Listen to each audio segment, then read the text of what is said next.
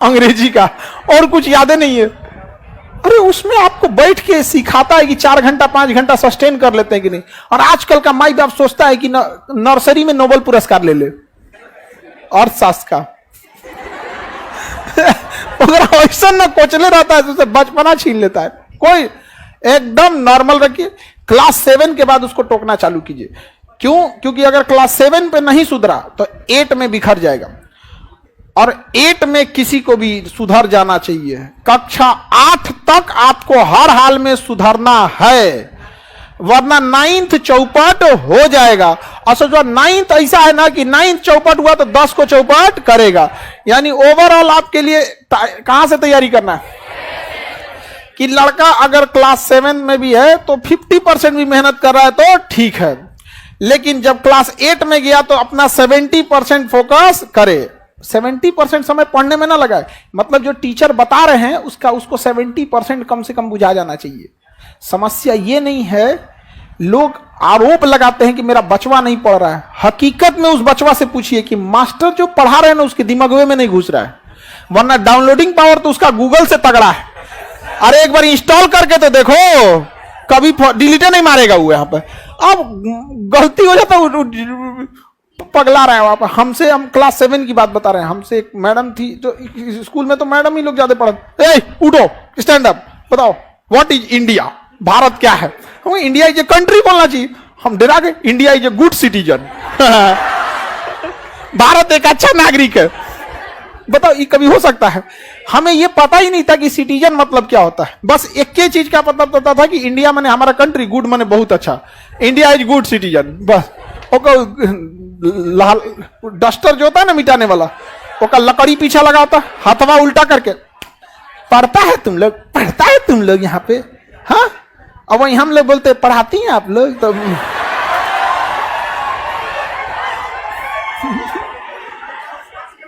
औरों कस के मार देंगे लोग। अरे मत पूछिए आप, शिक्षक वही जो स्टूडेंट के दिल की बात को समझ जाए, नहीं समझे? बच्चों को पढ़ने आग भरा हुआ है, बस इस सबको समझ में तो आ जाए। अब हम आपको मैग्निफिकेशन बोलेंगे, बुझाएगा तुम लोग को? डेली तुम लोग जूम करता है, जूम आउट करता है। अरे हफ्ता में एक आध फोटो तो कोई भी नॉर्मल जिसके पास मोबाइल रहता है तो कोनो मोमो खा रहा, अच्छा या भाई की राई ले हो नहीं देखते होता है। लेकिन क्लास 9 के बाद गड़बड़ी नहीं करना है। क्लास 9 से गड़बड़ी हुआ तो खत्म कहानी। और क्लास 9 से अपने छोटे भाई बहन को शांति से बैठने ही मत दीजिएगा, पॉलिटेक्निक में झोंक दीजिएगा। ये मत कहिएगा कि तुम्हें पॉलिटेक्निक ज्वाइन करना है। हम लोग की जीएस सा तो हम लोग का कोई लेने देना नहीं था, हम लोग बीएससी करके बैठे हैं। वो तो पिताजी की स्ट्रेटजी ऐसी थी ना कि हम लोग जब क्लास 8 पास किए तो कहें कि अब तुमको गांव छोड़ देना है, अब तुम सैनिक स्कूल की तैयारी करो। तो क्लास 8 में हम माइंडसेट थे कि क्लास 9 में हमको कहां जाना है, सैनिक स्कूल में। अब नॉर्मल लड़का से अच्छा पढ़िएगा तब ना जाइएगा। अब आदमी कंपटीशन करने लगा, यहाँ पे 9th भी पढ़ना है, सैनिक स्कूल भी तैयारी करना है। भले उधर नहीं हुआ लेकिन कुछ तो सीख गए।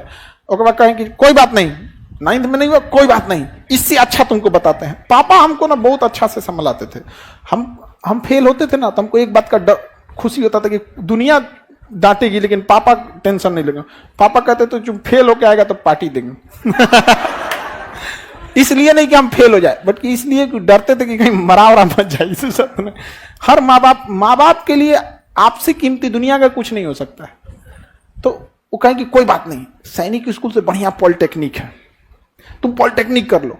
तो मैट्रिक में जब पढ़ते थे, मैट्रिक और साथ साथ पॉलिटेक्निक की भी तैयारी का, पॉलिटेक्निक निकालना है। वो 10,000 रैंक आया,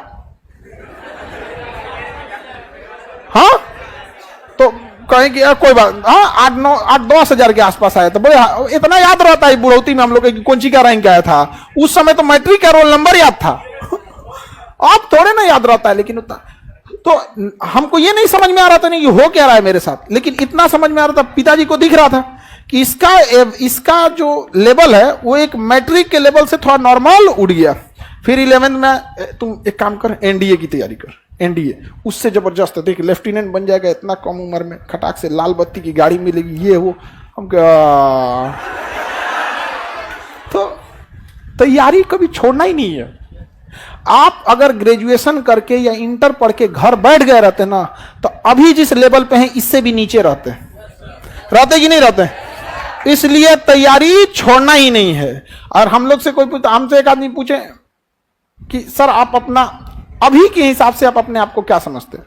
कहता I am a student of society, मैं इस समाज का एक विद्यार्थी हूं। आप लोग के लिए हम शिक्षक हैं, but what I am a student of this society. ये समाज हमको डेली कुछ ना कुछ सिखाता है कि समाज इंतजार करता है कि आप कब गिरिए, हम गिद्ध की तरह नोचेंगे आपको। समझ में आ गया कि नहीं आएगा? हम हिंदुस्तान वाले